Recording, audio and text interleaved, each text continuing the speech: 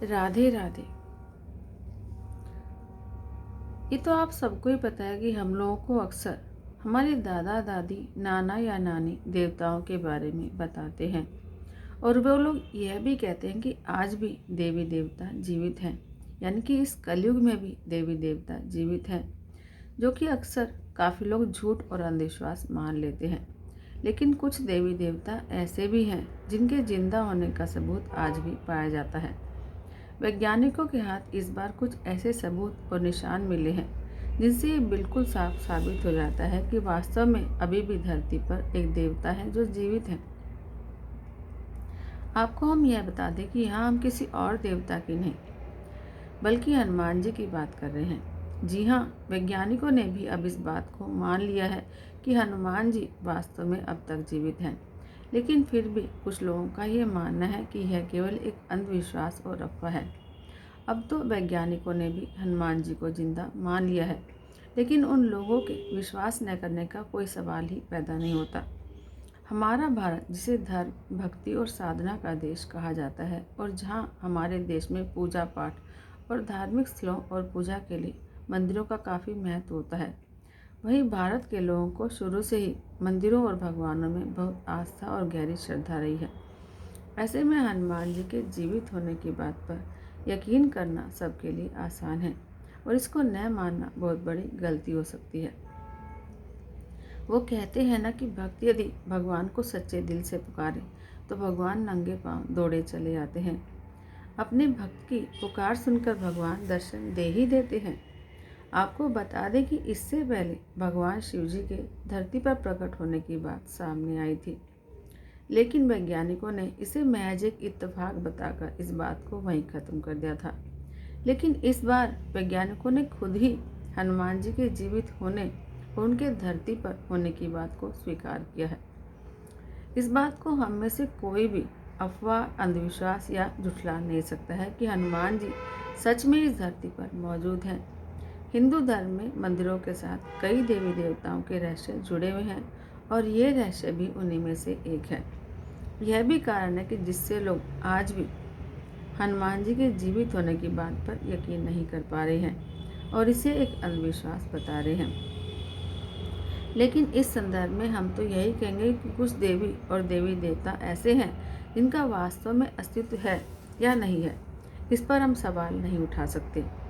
आपको यह भी जानकर ताज्जुब होगा कि अमेरिका रिसर्च संस्थान नासा ने भी कुछ ऐसे देवी देवताओं के जीवित होने का प्रमाण दिया है और हनुमान जी भी उन्हीं देवताओं में से एक हैं। धर्म की रक्षा के लिए तो भगवान शिव ने बहुत से अवतार लिए हैं। त्रेता युग में भगवान श्री राम की सहायता करने और दुष्टों का नाश करने के लिए भगवान शिव ने ही हनुमान के रूप में अवतार लिया था। शंकर स्वयं केसरी नंदन, तेज प्रताप महाजगवंदन। हनुमान जी भगवान शिव के सबसे श्रेष्ठ अवतार कहे जाते हैं।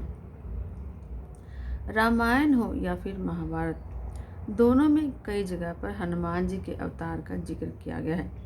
अब रामायण तो हनुमान के बिना अधूरी ही है, लेकिन महाभारत में भी अर्जुन के रथ से लेकर भीम की परीक्षा तक कई जगह हनुमान जी के दर्शन हुए हैं। तो अब सवाल यह उठता है कि अगर रामायण के सभी पात्र बाद में अपना जीवन चक्र पूरा करके चले जाते हैं, तो मात्र हनुमान ही क्यों हजारों लाखों साल बाद भी जीवित बताए जा रहे हैं। तो अब सवाल ये है कि क्या है हनुमान के जीवित होने का राज।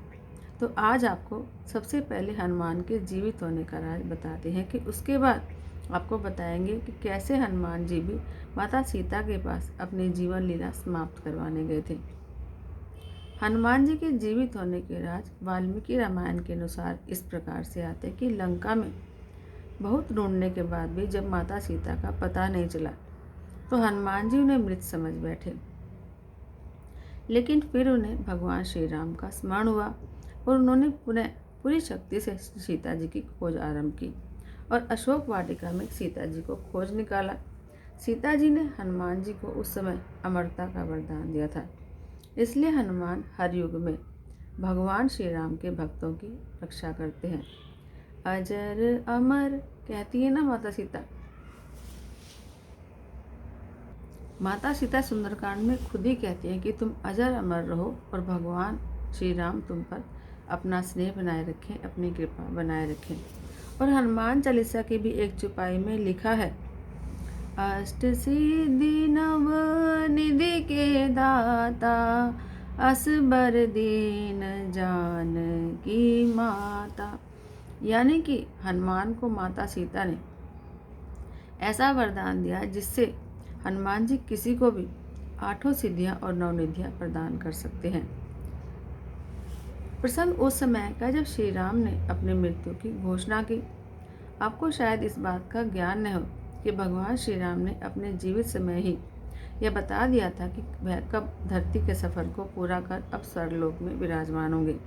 यह सुनकर सबसे ज़्यादा दुख जिसको हुआ वह राम भक्त हनुमान थे। राम जी से यह खबर सुनते ही हनुमान जी माता सीता के पास जाते हैं और कहते हैं, हे माता, मुझे आपने अजर अमर होने का वरदान तो दिया, किंतु एक बात तो बता दो कि जब मेरे प्रभु श्री राम ही धरती पर नहीं होंगे तो मैं यहाँ करूँगा क्या? मुझे अपना दिया हुआ अमरता का वरदान वापस ले लो।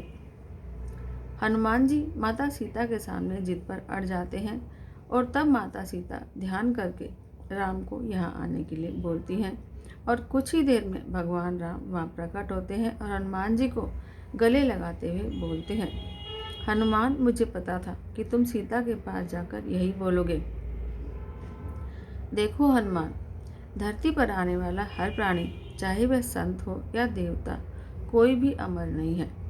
तुमको तो वरदान है ना हनुमान, क्योंकि जब इस धरती पर और कोई नहीं होगा तो राम नाम लेने वालों का बेड़ा पार तुमको ही तो करना है।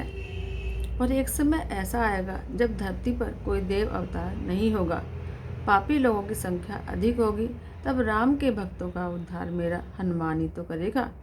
इसलिए तुमको अमरता का वरदान दिलवाया गया है हनुमान। तब हनुमान अपने अमरता के वरदान को समझते हैं और राम की आज्ञा समझकर आज भी धरती पर विराजमान है। हनुमान को हर राम भक्त का बेड़ा पार करना है। जहाँ भी राम नाम लिया जाता है वहाँ हनुमान जरूर प्रकट होते हैं। तो ये था हनुमान जी के जीवित होने का राज। इसलिए आज कलयुग में राम नाम जपने वाला ही सबसे सुखी बताया गया। जय श्री राम।